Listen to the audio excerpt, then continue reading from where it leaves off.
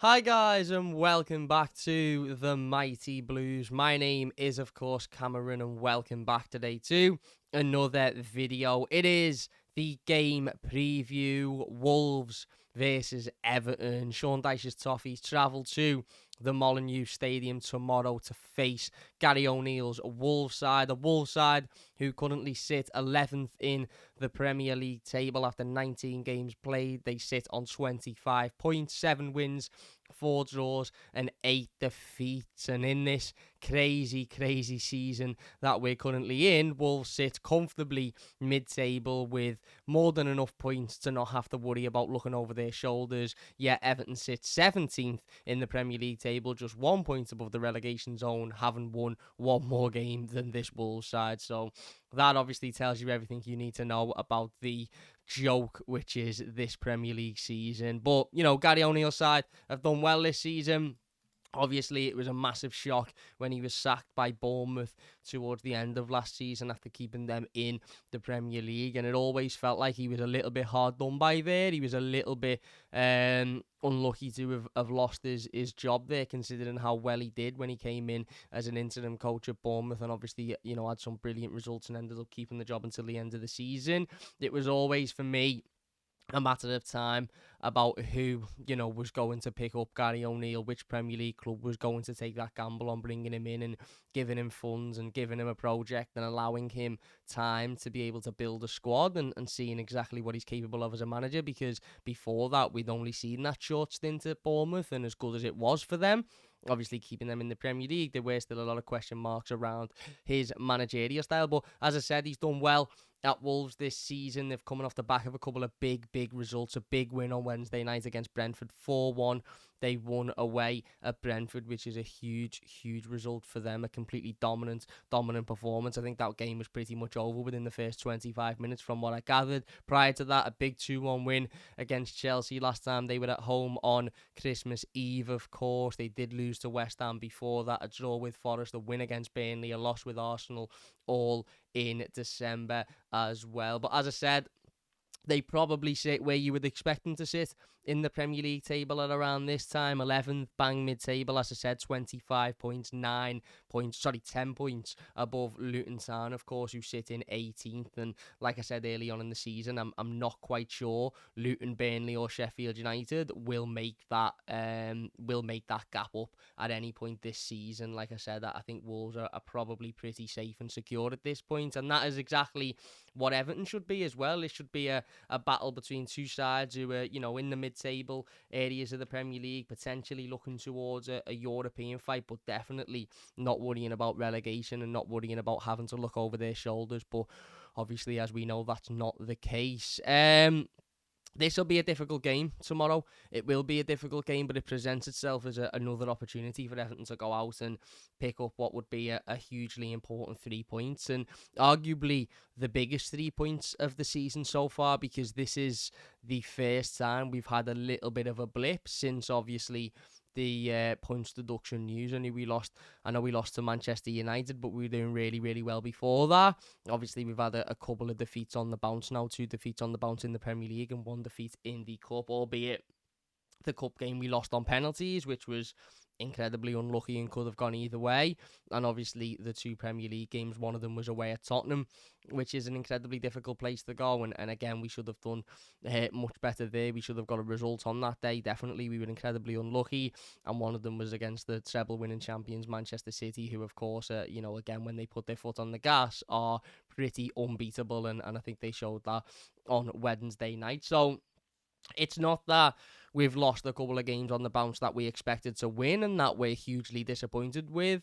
Obviously, there are reasons for that. And like I said yesterday in the review to that Manchester City game, I'm not particularly upset or angry or frustrated with the Manchester City results. I completely understand it, and I appreciate that this Everton side at the moment just isn't capable of competing with a team like Manchester City, especially when we haven't got a full fit squad and when players are a little bit fatigued and a little bit tired. But this is a team that we absolutely are capable of battling with and absolutely are capable of coming away with 3 points. Like I said, it'd be a huge win this, because it would be a show of character by the team, and it would show that we're able to put those defeats to one side, isolate those defeats as games that we were maybe a little bit unlucky in, or maybe just didn't have enough in, not worry about them too much, and turn up against the side that relatively is similar to what we are, and go and pick up the win. I mean, it is away from home, which is a huge benefit because we are much better away from home than we are at home this season.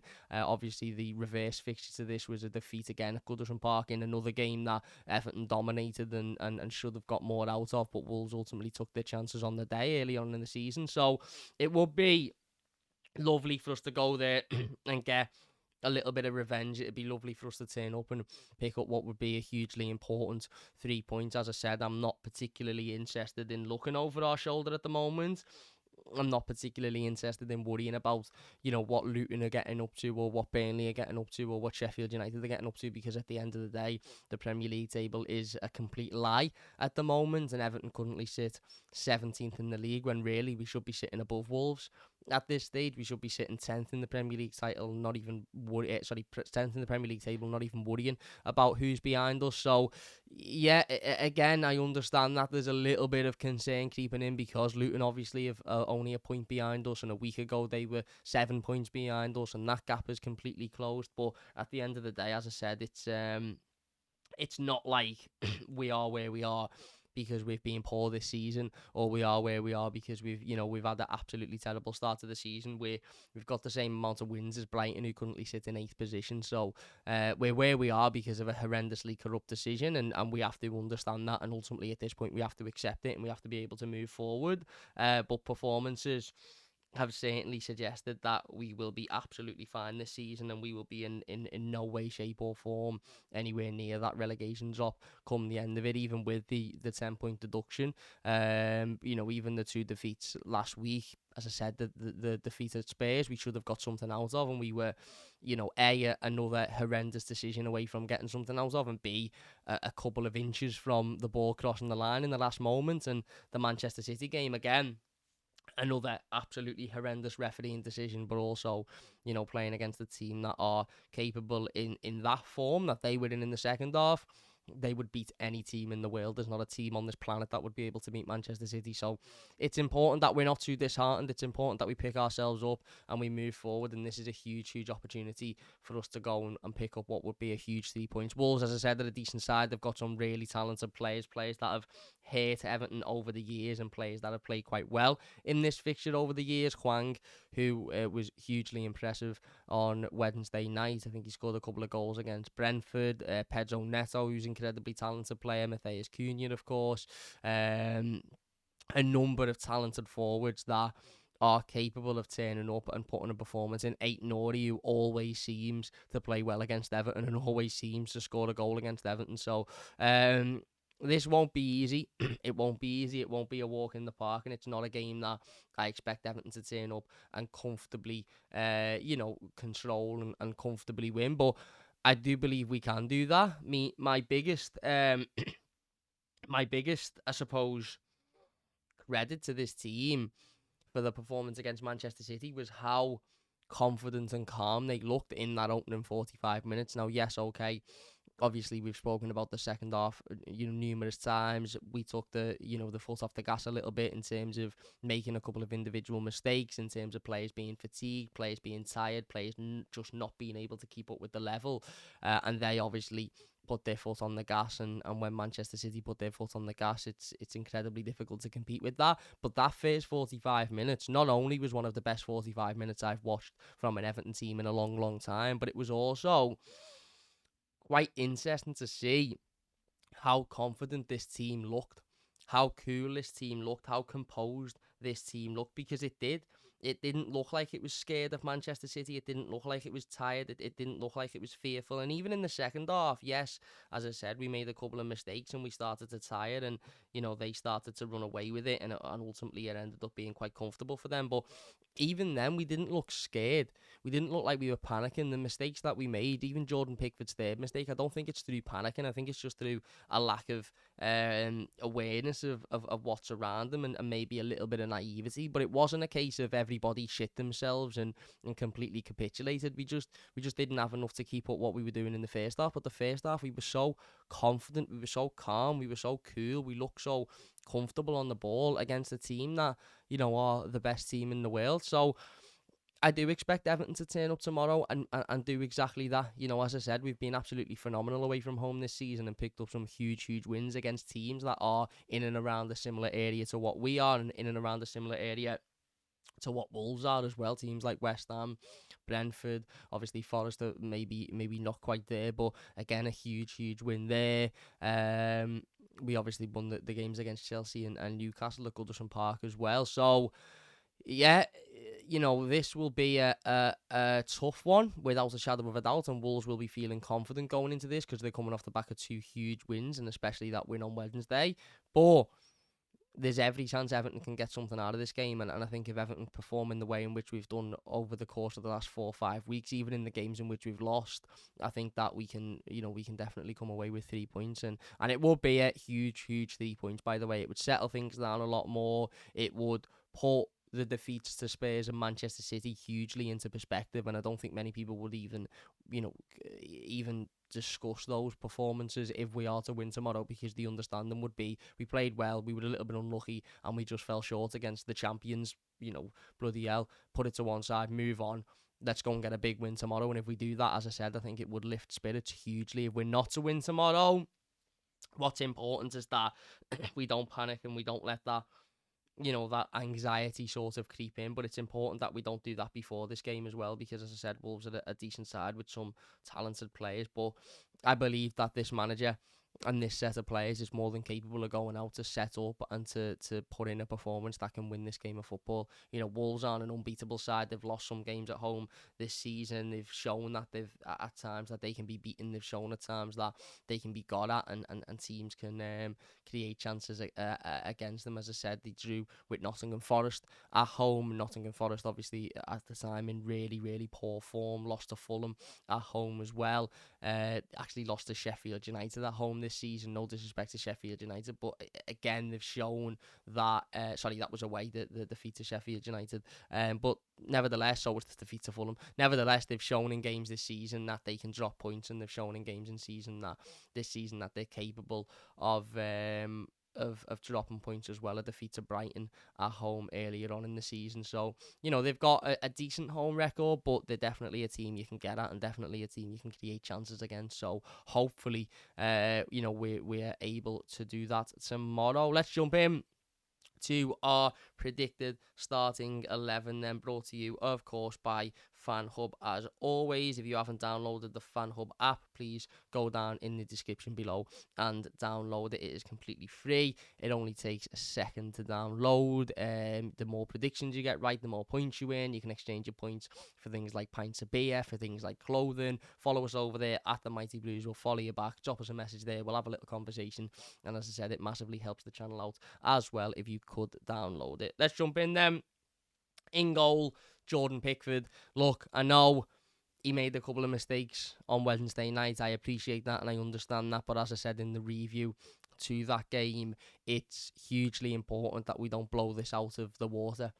It's hugely important that we don't overdo our criticism of Jordan Pickford, because yes, he made mistakes, and yes, I'm not saying don't criticise him. I'm not saying don't point that out. I'm not saying don't discuss that, but the reality of the situation is Jordan Pickford has kept Everton in the Premier League for the last 2 seasons on the spin with huge, huge performances and huge, huge saves in big moments in games. So, when was the last time we sat here and we spoke about a Jordan Pickford performance in which his individual mistakes had cost us?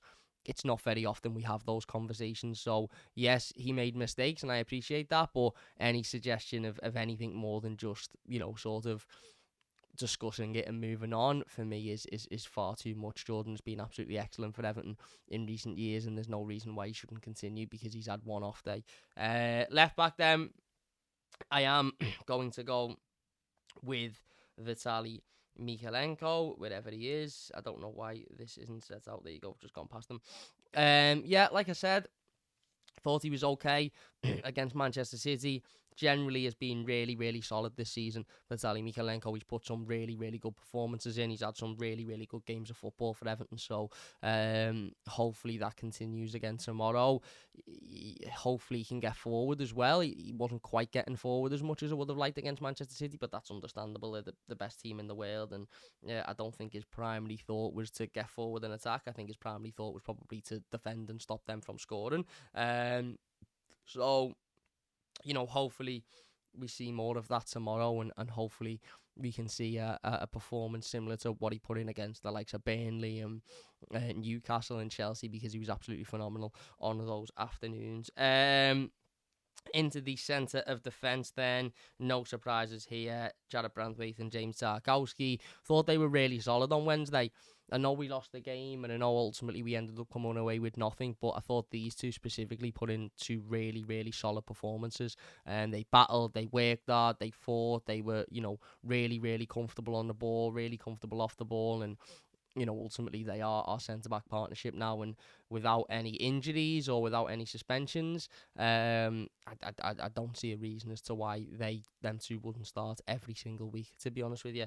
Right back then, I am going to go with Nathan Patterson. I know there's a potential suggestion of Seamus Coleman being back fit, but I think Nathan's done well of late. He's had a couple of moments in games, but I thought his performance against Manchester City was his best at Everton for a long, long time. I've said for a while Nathan is the type of player that needs time to settle into a team. He needs game time. He needs 2, 3, 4 weeks on the spin where he's starting games and he's playing a good amount of football. He's not going to come off the bench with 20 minutes to go in a game and all of a sudden put a performance in like Cafu. He's going to need time. He's going to need that sharpness, and the only way he's going to get that is by continually performing. And like I said, I thought his performance against City was one of his better performances. So yeah, I'm going to go with him in there. Into the midfield then. Let's go with the obvious first, Amadou Onana and James Garner. In terms of the third name, I'm not entirely sure, to be honest with you. The manager said yesterday that Abdoulaye Doucouré is touch and go for this one, so I'm going to assume that even if he is fit and available, I'll assume that he's only fit to take a place on the bench. I don't think he will have trained much, and I think throwing him straight back in would be a huge risk, considering it meant it could mean he picks up another injury, and therefore, obviously, is unavailable for a lot longer. So I'm actually going to go with Arnaud Danjuma in there, to be honest, behind the striker, because like I said, I'm not quite sure that decision will be made on Abdoulaye Doucouré. I thought Danjuma's done well when he's come on at times recently, not so much against Manchester City. Andre Gomez, yeah, he was okay against Man City, but again, you can tell he's off the mark. Is he going to be impactful tomorrow? I'm not quite sure. It probably will be Gomez, but again, I'd quite like to see what Danjuma can give and what Danjuma can bring, because I think there's something there that we're just missing with him, and we may never get to see it because he may end up leaving the club before we get to see it, but who knows? Left side then, I'm going to go with Dwight McNeil. Right side, I'm going to go with Jack Harrison. I thought they both played well against Manchester City. Jack Harrison putting in one of his best performances in an Everton shirt for me. Really, really good, getting on the end of balls and showing the quality that he's got. I've said for weeks now, I want more from Jack. I want him to give more. I want him to show more, and he did that against Manchester City. Dwight McNeil, I think, has been really, really solid of late as well. And then up front, I'm going to go with Dom. I know Beto done well against Manchester City. I know Beto was solid. I know he worked hard. And I know some people will probably say, well, Dom come on and missed an absolute sitter, so why should he start? But I just get the feeling that the manager prefers Dominic Calvert-Lewin, and I get the feeling that the only reason Dom didn't start against City is to give him a little bit of a rest because he played a lot of football recently. I don't think it was because the manager believed Beto was better and more deserving to the start. So if that be the case, I think we're likely to see Dominic Calvert-Lewin back in that starting 11 tomorrow. So I have got a booking bonus, which means if I pick the first player to receive a yellow card, then I will get bonus points. I'm going to go with... I'll go with Nathan Patterson Why not? Nathan Patterson. There you go. That is my predicted starting 11 on Fanhub. Show us yours. Get over there. Go and follow us, the Mighty Blues. We'll follow you back straight away. And obviously, we'll engage on there. Have loads of conversations, loads of boss stuff you can do on Fanhub. Big thanks to them for getting involved with the channel. There you go, then. That is the preview. Let us know your thoughts in the comment section down below. It will be a difficult game, but it's definitely one that Everton can win, and a win tomorrow would be absolutely huge for just the feeling. You know, don't get me wrong, I don't think the feeling has dropped awfully. I think everybody's still quite, enthusiastic about the season and about the situation, but 2 defeats on the spin always puts a little bit of a down on things, so going out and getting a win tomorrow would be absolutely massive. But there you go. If you have enjoyed this, please do leave a like. It does only take a second. If you are new to the channel, don't forget to subscribe. We will be back with the instant match reaction and the play rating tomorrow, so look out for those. But until then, big thank you all for watching. Leave a like if you've enjoyed it, subscribe if you're new, and we'll see you after.